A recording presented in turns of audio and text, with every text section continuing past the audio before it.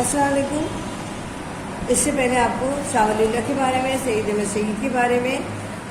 جو ایکسپلین کیا گیا ہے، یعنی چیپٹر نمبر 2 ہے آپ کے پاس، چیپٹر نمبر 2 ہے۔ اور تشکیل پاکستان میں شاہ ولی اللہ کے بارے میں بتایا گیا، آپ کو تحریک آیا اسلام کے بارے میں بتایا گیا کہ اس میں کن لوگوں کے جو ہے خدمات شامل کی اور اس میں کن لوگوں کا نام سر فہرست آتا ہے۔ پھر آپ کو بتایا گیا سید احمد شہید کے بارے میں، پھر آپ کو بتایا گیا، آپ کو ایکسپلین کیا گیا فرائض تحریک یعنی شاہ ولی اللہ حاجی شریعت اللہ کے بارے میں۔ جب حاجی شریعت اللہ کا نام آتا ہے ہمارے پاس تو وہ تحریک جو ہے فرائض تحریک کہلاتی ہے۔ ان کی جدوجہد جو اسلامی اصولوں کی خاطر جو ہے انہوں نے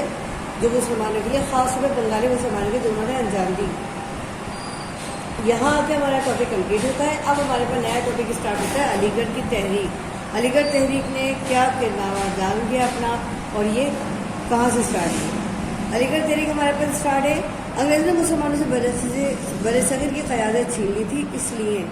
اسی لیے وہ مسلمانوں کو اپنا سخت مخالف و دشمن سمجھتے تھے۔ یقیناً یہ بات حقیقت ہے کہ جس سے جو چیز چھینی جاتی ہے وہ اس چیز کو واپس لینے کے لیے پوری کوشش کرتا ہے، اور مسلمانوں نے بھی اسی بات کے لیے پوری کوشش کی کہ جب برصغیر کی حکومت ان سے چھینی گئی تو انہوں نے اسی کے لیے جدوجہد شروع کر دی، اور برطانوی حکومت جیسے مسلمانوں سے اسی لیے قبضہ رہتی تھی کہ کہیں وہ دوبارہ اپنی سلطنت یا اپنی حکومت جو ہے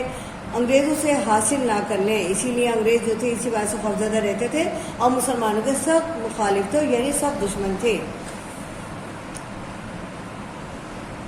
1857 کی جنگ آزادی کے بعد برصغیر کے مسلمان انگریزوں کی جبردستیوں سے اور صفاقیوں کا نشانہ بن گئے، یعنی مسلمان جو تھے 1857 کی جب جنگ آزادی شروع ہوئی ہے،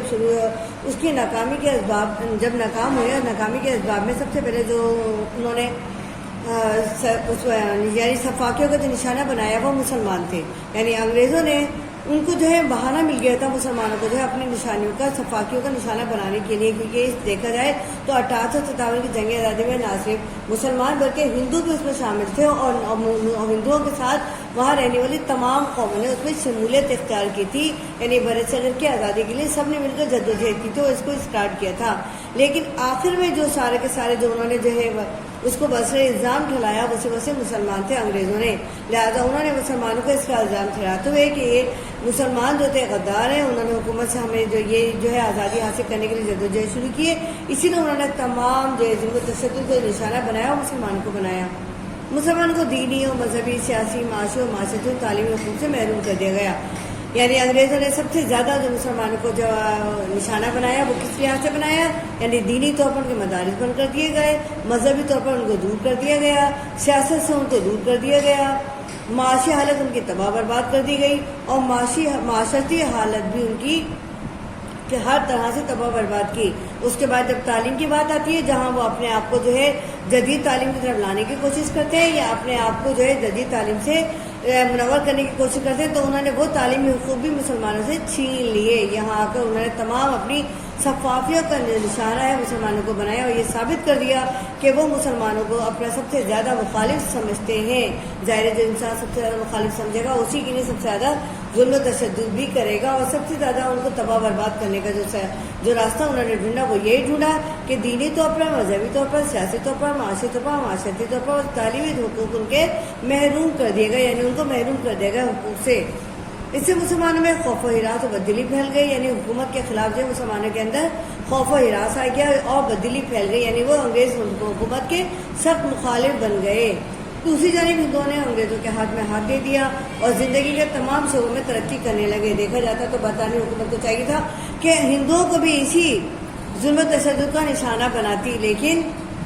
اس نے بھی سیاست سے کام لیا، یعنی جس سے حکومت چھینی تھی ان کو تباہ برباد کرنے میں کوئی کسر نہیں چھوڑی، اور جو حکومت ان کے ساتھ شامل تھے، یعنی ہندوؤں نے ان کے ساتھ کیا بہت زیادہ جو ہے بہت ان کے ساتھ کوآپریٹ کیا، یعنی بہت زیادہ ان کے جو ہے ہاتھ میں ہاتھ دے دیا۔ دوسری جانب ہندوؤں نے انگریزوں کے ہاتھ میں ہاتھ دے دیا، یعنی انہوں نے اپنے آپ کو بہت زیادہ جو ہے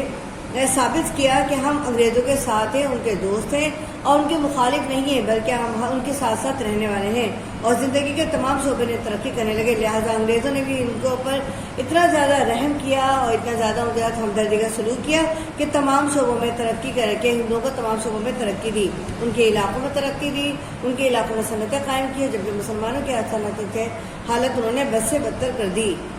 ان علاقے سے عمران خان یعنی 1817 سے لے کر 1898 کے درمیان میں برصغیر کے مسلمانوں کے رہنما اور قائد کے فرائض انہوں نے سنبھال لیے۔ جب انہوں نے دیکھا کہ مسلمانوں کی حالت اتنی بد سے بدتر ہوتی جا رہی ہے، انگریز حکومت مسلمانوں کو جو اپنا ظلم و تشدد کا نشانہ بنا رہے ہیں، تب انہوں نے مسلمانوں کے اندر بیداری پیدا کرنے کے لیے، یعنی کوئی نہ کوئی ایسا شخص اٹھنا تھا، یعنی ان کی رہنمائی کرنے کے لیے، ان کے قائدانہ رہبری کرنے کے لیے، لہٰذا وہ فرائض سر سے خانے سنبھال لیے۔ انہوں نے مسلمانوں میں بیداری کی تحریک کا آغاز کیا۔ ان کی تحریک علی گڑھ تحریک کہلاتی ہے، یعنی جو بیداری کا آغاز کیا اس میں ان کی تحریک کہلاتی ہے علی گڑھ تحریک۔ اس تحریک کو انہوں نے علی گڑھ تحریک کا نام دیا۔ اس تحریک کے اصل مقاصد حسب ذیل تھے۔ اب اس تحریک کے مقاصد کیا تھے؟ نمبر 1 مقاصد کیا تھا؟ عمومی بیداری اور شعور، یعنی مسلمانوں کے اندر جو شعور اور بیدار پیدا کرنا تھا۔ سیاسی خان نے برصغیر کے مسلمانوں پر زور دیا کہ وہ جان لیں کہ ان کا سنہری دور ختم ہو چکا ہے، یعنی گزر چکا ہے۔ یعنی انہوں نے یہ بات ان سے آگاہ کی، انہیں بیدار کرنے کی کوشش کی کہ اب وہ حکومت نہیں کر رہے ہیں بلکہ وہ محکوم ہیں، ان کا سنہری دور ختم ہو چکا ہے، گزر چکا ہے۔ جس دور میں انہوں نے زندگی گزاری ہے، آپ اپنی آنکھیں کھولیں اور وہاں سے باہر آئیں اور دیکھیں کہ زندگی کا جو دور وہ جان چکے تھے وہ گزر چکا ہے، بلکہ اب اس برصغیر پر انگریزوں کی حکومت ہے۔ اور جب ان پر انگریز حکومت کر رہے ہیں، اور اب ان پر کون حکومت کر رہے ہیں؟ انگریز حکومت کر رہے ہیں، یعنی انہیں یہ بات اچھی طرح سے دوبارہ یاد دلائی اور انہیں اس عرضی و معروضی حقیقت کو تسلیم کرنا چاہیے، یعنی انہیں عرضی یعنی زمینی حکومت کو اور معروضی جو کہ حکومت کا انگریز کر رہے ہیں اس حقیقت کو تسلیم کر لینا چاہیے کہ جو وہاں حکومت اس وقت کر رہے ہیں اور جو حکومت کر چکے ہیں، اور ماضی میں رہنے کے بجائے وہ اپنے حال پر نظر رکھے، یعنی انسان جب ماضی سے نکلے گا تبھی حال کے لیے جدوجہد بھی کرے گا۔ تو سرسے میں خان کا مسلمانوں میں بیداری پیدا کرنے کا سب سے بڑا ان کا مقصد یہی تھا کہ مسلمان ماضی سے نکل کر مستقبل کی طرف آئیں اور مستقبل کی ترقی کے لیے منصوبہ بندی کریں، یعنی اب سوچیں کہ ہمارے پاس کون سے حالات ہیں جن حالات کے تحت ہمیں اپنی جو ہے زندگی گزارنی ہے اور ہمیں اس کے حساب سے جو ہے اپنا کام کرنا ہے۔ اس طریقے سے سرسے نے مسلمانوں کی اکثریت کی حالت جو ہے کو بہتر بنانے کی کوشش کی، یعنی مسلمانوں کی جو اکثریت حالت تھی اس کو بہتر بنانے کی کوشش کی۔ انہوں نے انگریزوں کے ساتھ خیر سگالی کے تعلقات کا قیام، انہوں نے کیا کہا؟ اب انہوں نے کہا کہ مسلمانوں کو چاہیے کہ وہ انگریزوں کے ساتھ خیر سگالی کے تعلقات قائم کریں، جس طرح ہندوؤں نے سیاست سے کام لے کر انگریزوں کے ہاتھوں میں ہاتھ ڈال کر ترقی کے تمام شعبوں میں ترقی کی، یعنی زندگی کے تمام شعبوں میں ترقی کی اور باہر نکلے، بالکل اسی طرح مسلمانوں کو بھی سیاست سے کام لینا چاہیے، اپنے جو ہے تعلقات کو بہتر کرنا چاہیے، اور کیونکہ ان کو ہمارے جو ہے مسائل سمجھنے کی ضرورت نہیں ہے انگریزوں کو، بلکہ ہمیں انگریزوں سے اپنے مسائل سمجھانے کی ضرورت ہے اور اپنے مطالبات منوانے کی ضرورت ہے۔ لہٰذا انہوں نے سطح خانہ انگریزوں کے ساتھ خیر سگالی اور دوستانہ تعلقات قائم کرنے کی ضرورت پر زور دیا۔ انہوں نے انگریزوں کو یہ سمجھانے کی کوشش کی کہ 1857 کی جنگ کے صرف مسلمان ہی ذمہ دار نہیں تھے، یعنی مسلمان صرف ذمہ دار نہیں ہے بلکہ ہندو اور ہندوستان کی دوسری اقوام نے بھی اس جنگ میں حصہ لیا تھا، یعنی انہوں نے بھی اس جنگ میں حصہ لیا تھا، خالی مسلمان اس کے ذمہ دار نہیں تھے۔ یہ بات انہوں نے انگریزوں کو بار بار کرانے کی کوشش کی، ان کو سمجھانے کی کوشش کی کہ انگریزوں کو بھی یہ سمجھانے کی کوشش کی کہ 1857 کی جنگ سے مسلمان ذمہ دار نہیں تھے بلکہ ہندو اور ہندوستان کے دوسرے اقوام نے بھی اس جنگ میں حصہ لیا تھا۔ انگریزوں کے ذہن سے مسلمانوں کے بارے میں شکوک و شبہات دور کرنے کے لیے سرسے خان نے کتابچہ اسباب بغاوت ہند کے نام سے تحریر کیا تھا۔ اس میں انہوں نے 1857 کی جنگ کی مدرجہ اور حقیقی وجوہات کی نشاندہی کی،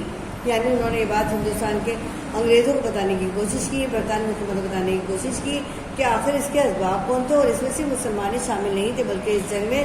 جب برصغیر کی دوسری اقوام بھی شامل تھی، خالی اس کے ذمہ دار مسلمان ہی نہیں ہیں۔ اس سلسلے میں انہوں نے ایک کتابچہ جو تفصیلی کتابچہ اسباب بغاوت ہند کے نام سے تحریر کیا، اور اس میں انہوں نے حقیقی وجوہات کی نشاندہی کی۔ نمبر 1، برطانوی حکومت کی کارکردگی عوام کی توقعات سے بہت پست تھی، یعنی انہوں نے جو کارکردگی تھی مسلمانوں کی یعنی حکومت کے حوالے سے کی عوام کے لیے وہ بالکل بیکار تھی، یعنی بہت کم تھی، بہت پست تھی، اور اسی وجہ سے عوام سخت برہم تھے، یعنی اسی وجہ سے عوام کے اندر جو ہے بہت زیادہ برہمی تھی، یعنی وہ عوام جو ہے حکومت کے سخت مخالف تھے۔ نمبر 2،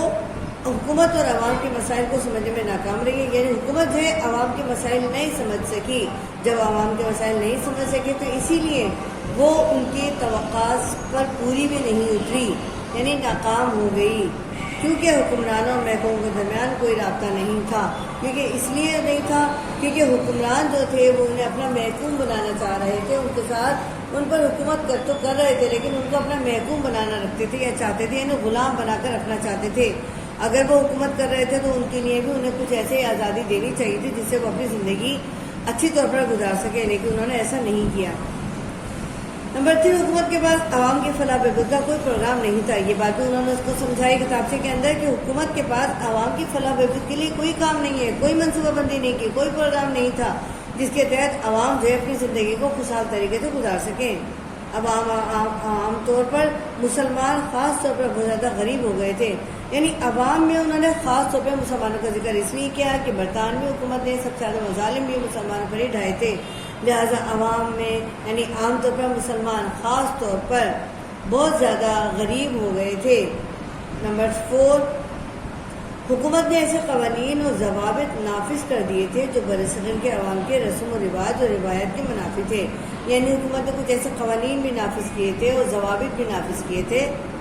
قوانین اور یعنی اصول بنائے تھے جو برصغیر کے عوام کے رسم و رواج اور روایت کے منافی تھے، یعنی برصغیر کے عوام جو تھی ان کو ماننے کے لیے تسلیم نہیں تھی۔ جب ماننے کے لیے تسلیم نہیں ہوگی تو پھر کیا ہوگا کہ عوام کے ملک کے حالات جو مصیبت سے بدتر ہوتے چلے جائیں گے، اور اس طرح کیا ہوگا کہ عوام جو ہے بے چینی کا شکار ہو جائے گی اور ملک کے حالات خراب سے خراب تر ہوتے چلے جائیں گے، اور ایسا ہی ہوا۔ نمبر 5 ہمارے پاس آتا ہے حکومت کے انتظامی نظام میں سماج دشمن اور ناپسندیدہ عناصر موجود تھے، اور ان عناصر نے عوام میں بے چینی پیدا کر دی تھی اپنے ذاتی مفاد کے لیے۔ ان کا مقصد یہ تھا کہ ہندوستان کے عوام اور انگریزوں کے درمیان تصادم کی کیفیت پیدا کی جائے، یعنی انہوں نے خاص طور پہ نام تو نہیں لیا لیکن انہوں نے اس کے اندر اس بات کی نشاندہی کر دی کہ کچھ عوامل ایسے ہیں، کچھ عناصر ایسے ہیں، کچھ دشمن سماج دشمن لوگ ایسے ہیں جو حکومت اور ہندوستان کے عوام کے درمیان خاص طور پر جو ہے وہ نہیں چاہتے کہ ان کا وہ آپس میں جو ہے خیر سگالی کا تعلقات قائم کریں، بلکہ وہ کیا چاہتے ہیں کہ عوام میں اور حکومت کے درمیان بے چینی پیدا رہے، بے چینی ہوتی رہے، وہ افراتفری کا شکار رہیں، یعنی اس میں جو ہے ان کا ذاتی مقصد حاصل ہو رہا تھا، وہ اپنے ذاتی مقصد میں کامیاب ہو رہے تھے، لہٰذا وہ کسی حال میں بھی نہیں چاہتے تھے کہ سماج دشمن لوگ جو ہے یعنی حکومت کے ہندوستان کے عوام اور انگریزوں کے درمیان جو ہے دوستانہ تعلقات قائم کیے جائیں، بلکہ جو ہے ان کے درمیان میں جو ہے تصادمی کیفیت پیدا کی جائے، وہ کوشش یہ کرتے تھے۔ نمبر 3، جدید تعلیم کے لیے ترغیب و تحریک۔ سر سید خان کو پورا یقین تھا کہ جب تک برصغیر کے مسلمان تعلیم حاصل نہیں کریں گے اور سائنسی علوم نہیں سیکھیں گے اس وقت وہ پسماندہ رہیں گے۔ یہ حقیقت ہے کہ جب تک ہم جدید تعلیم حاصل نہیں کریں گے ہم آگے ترقی نہیں کر سکتے، اور یہی بات سر سید خان جو ہے مسلمانوں کو سمجھانے کی کوشش کر رہے تھے کہ تعلیمی لحاظ سے ہمیں آگے نکلنا ہے، سائنسی علوم ہمیں سیکھنا ہے، اپنے ترقی کی راہیں ہمیں خود بنانی ہے، لہذا جو ہے جب اس سلسلے میں ہم کریں گے یقیناً ہم پسماندہ نہیں رہیں گے، ہم جب سائنسی علوم سیکھیں گے، اور اگر ہم نہیں سیکھیں گے یعنی ہم اس وقت پسماندہ ہی رہیں گے اور برصغیر کے دیگر غیر مسلم اقوام سے مقابلہ نہیں کر سکیں گے، اور برصغیر میں رہنے والے تمام اقوام سے یعنی غیر مسلم جتنی بھی اقوام یہاں رہ رہی ہیں ہم ان سے مقابلہ بھی نہیں کر سکتے۔ جب ہم جدید تعلیم حاصل نہیں کریں گے، سائنسی علوم نہیں سیکھیں گے تو ہم ان سے مقابلہ کرنے کے بھی اہل نہیں رہیں گے، ہمارے اندر ایبلٹی نہیں آئے گی، ہمارے اندر قابلیت نہیں آئے گی، ہم ان کے مد مقابل ہو کر کھڑے ہو کر جو ہے مقابلہ نہیں کر سکتے۔ لہذا مد مقابل قوم کے سامنے آنے کے لیے پہلے اپنے آپ کو پہلے جو ہے مضبوط کرنا ہے، اس کے بعد ان سے اپنے لیے جو ہے مطالبہ کرنا ہے، اور یہی بات سید احمد خان مسلمانوں کو سمجھانے کی کوشش کر رہے تھے۔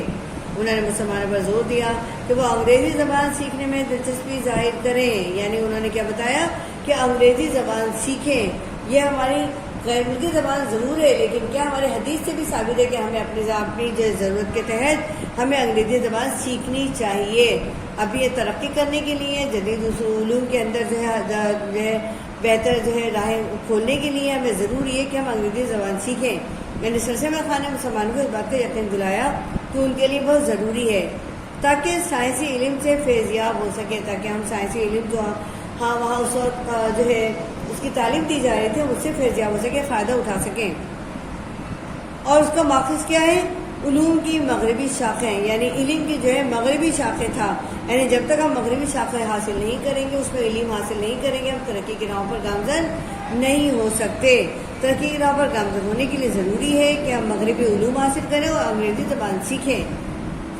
غیر متنازع اور عدم تشدد کی سیاست، یعنی اس کے اندر کیا ہے، غیر متنازع جو ہے عدم تشدد کی سیاست بھی شامل ہو چکی تھی۔ سرجن خان مسلمانوں کو مشورہ دیا کہ وہ خود کو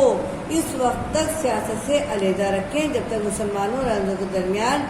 خوشگوار تعلقات قائم نہیں ہو جاتے، یعنی انہوں نے کوشش یہ کی کہ مسلمان جو ہے انگریزوں کے ساتھ تعلقات قائم کرنے کے لیے کوشش کریں، اور جب تک وہ قائم نہیں کریں گے انہیں چاہیے کہ وہ سیاست سے دور رہیں۔ یعنی سرسید خان نے اپنی پوری توجہ مسلمانوں کی بیداری پر لگا دی، اسی لیے سرسید خان کا نام آج تک روشن ہے۔ ان کا نام جب ہم سیاسی رہنما لیتے ہیں تو سب سے پہلے سرسید خان کا نام ہی ہمارے زبان پر آتا ہے۔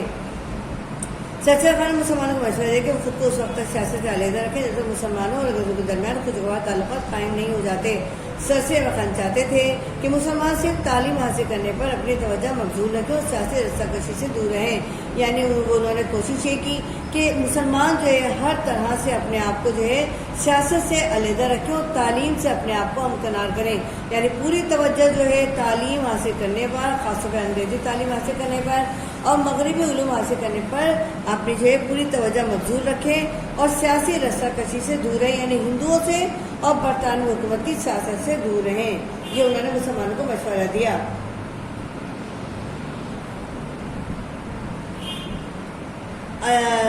علی گڑھ تحریک اور امتیازی خصوصیت کیا ہے، اب دیکھیے کیا ہے اس کے اندر۔ یہاں تک تو ہم نے آپ کو دیکھا کہ انہوں نے جو ہے غزوہ بغاوت ہند جو دیکھا اس میں انہوں نے کیا کیا چیزوں کی انہوں نے اس میں نشاندہی کی۔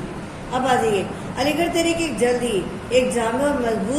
مربوط تحریک بن گئی، یعنی بہت جلدی علی گڑھ تحریک جو ہے مسلمانوں کے لیے ایک ایسی تحریک بن گئی جس کے تحت مسلمانوں نے اپنی آزادی کی جدوجہد شروع کر دی، جہاں سے بڑے مسلمانوں میں بیداری کا آغاز ہوا۔ بے شمار اہم شخصیات مثلا نواب محسن الملوک، نواب وقار الملوک، مولانا شبلی نعمانی، مولانا الطاف حسین حالی اور مولانا چراغ حسن نے علی گڑھ تحریک کی کامیابی میں اہم کردار ادا کیا، یعنی وہ لوگ تھے جو سرسید احمد خان کے شانہ بشانہ چل رہے تھے اور اس تحریک کو کامیاب کرنے میں انہوں نے پوری اپنی جو ہے اہم کردار ادا کیا۔ علی گڑھ تحریک کی اہم اور امتیازی خصوصیت حسب ذیل ہیں۔ اب کامیابی کی جو خصوصیت انہیں ملی، یعنی جو ہمکنار ہوئے اس کو جو کامیابی ملی وہ کس وجہ سے ملی، یعنی یہ چیز اس کے اندر ہمیں نظر آتی ہے۔ کہا جاتا ہے کہ سر سید نے نہ صرف ہندوستانی مسلمان میں ایک نئی روح پھونک دی تھی، یعنی بیدار پیدا کر دی تھی، بلکہ ہندوستان میں مسلمانوں کی قومی تنظیم سر سید کی ہی مرہون منت ہے، یعنی سیاسی رہنما ہے سر سید مدی کہلاتے ہیں۔ اگر دیکھا جائے تو سر سید احمد خان نے مسلمانوں میں وہ روح پھونک دی تھی جس کے بارے میں کہا جاتا ہے کہ اتنا اونچا کر دیا تجھ کو تیرے کام نے کہ دیو قامت آج کے بونے ہیں تیرے سامنے، یعنی کہا جاتا ہے کہ ہم تو باتیں کرتے ہیں لیکن سر سید کام کرتا تھا، یعنی سر سید کے بارے میں کہا جاتا ہے ہماری تو باتیں ہیں، سر سید کام کرتا تھا، نہ بھولو فرق جو ہے کہنے والے اور کرنے والے میں، یعنی جو لوگ کچھ کہتے ہیں وہ کرتے نہیں ہیں، جو کرتے ہیں وہ کہتے نہیں ہیں، لیکن سر سید احمد خان نے جو ہے یہ ثابت کر دیا کہ وہ جو کہتے تھے وہ کر کے بھی گزرتے تھے۔ آجیے سر سید احمد خان کی اسلامی نظریہ اس نظریے کے حامی تھے، یعنی آپ اہم کردار کی خصوصیات میں کیا ہے، تعلیمی سرگرمیاں سب سے پہلے آ رہا ہے۔ نمبر 1، سر سید خان اسلامی نظریے کے حامی تھے کہ جدید تعلیم کا اصول ہندوستان میں مسلم معاشرے کی ترقی اور فروغ میں ممدو معاون ثابت ہوگا۔ انہوں نے مسلمان پر زور دیا کہ وہ جدید علم سیکھیں، اسی لیے یعنی سب سے پہلے انہوں نے 1862 میں غازی پور میں سائنٹیفک سوسائٹی کی بنیاد رکھی، یعنی انہوں نے کیا ہے غازی پور میں ایک ایسی سائنٹیفک بنیاد رکھی جس میں علی گڑھ کی تحریر یعنی اس کو جو ہے منتقل کر دے گا، یعنی اس کے تحت بعد میں اس کو علی گڑھ منتقل کر دے گا، اس کی جو بنیاد انہوں نے رکھی۔ اسی طرح کا بنیادی مقصد کیا تھا، یعنی مغربی کتب کا اردو زبان میں ترجمہ کیا جائے، اور پھر اس کے بعد سر سید کیمبرج یونیورسٹی انگلستان کی طرز پر علی گڑھ میں ایک اسکول قائم کیا گیا،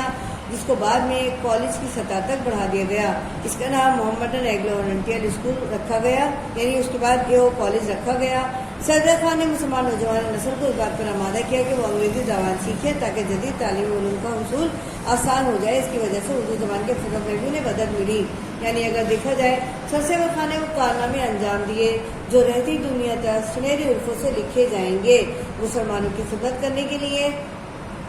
1857 کی جنگ آزادی کے لیے ہم بات کرتے ہیں. یعنی انتقامی کارروائی کو مسلمان جو نشانہ بنے تھے، اذیتوں کو مسلمان نشانہ بنے تھے، نفرتوں کا نشانہ بنے تھے. معاشی اور اقتصادی ترقی پر سب نقصان پہنچا تھا مسلمانوں کو ذلت کی نگاہ سے دیکھا جاتا تھا. لہٰذا انہوں نے ان کے اعلیٰ منصب مقام کو حاصل کرنے سطح بنیادی اقدامات کیے. کون کون سے کیے؟ اسباب بغاوت مفادات مسلمانوں کو تحریر کر کے مسلمانوں اور انگریزوں کے درمیان خرچ کرنے کی فضا پیدا کرنے کی کوشش کی. اس طرح مسلمانوں کے خلاف جو ہے معاندانہ اور شفقانہ اقدامات کم ہو گئے. مسلمان پر ملازمتوں کی پابندیاں جو تھی وہ جو لگا دی گئی تھی وہ نرم کر دی گئی. جنگ آزادی مسلمانوں کی جو جائیدادیں اور ملکیتیں چھین لی گئی تھی وہ بھی ان کو واپس کر دی گئی. ترقی و فروغ کے مختلف پروگرام مسلمان جو منتخب کیے جاتے تھے، جو بنائے جاتے اس میں مسلمانوں کو شامل کیا جانے لگا. مختصر یہ کہ سر سید کی علی گڑھ تحریک برصغیر میں مسلمانوں کے لیے طاقت قوت کا ذریعہ بن گئی اور اسی نے دو قومی نظریے کی بنیاد رکھی. انہیں پر ثابت کر دی کہ مسلمان اور ہندو الگ الگ ہیں اور سالوں رہنے کے باوجود یہ ایک ساتھ ایک قوم نہیں بن سکتے اور نہ ہی ایک جو ہے معاشرت بن سکتے ہیں. یعنی ایک معاشرے کے تحت زبان نہیں کر، یعنی ایک جگہ قائم نہیں رہ سکتے. یعنی ہم کہہ سکتے ہیں مذہب زبان دار الگ اور مسلمانوں کے ہیں افکار الگ. آپ کی سمجھ میں یہ بات سمجھ میں اچھی طرح آ گئی ہوگی کہ سر صدر خان کے طریقہ مقصد کیا تھا. آپ سمجھیے، جو بات سمجھ میں نہ آئے آپ یہاں آ کے پوچھ سکتے ہیں، دوبارہ سے معلوم کر سکتے ہیں. اوکے، اللہ حافظ.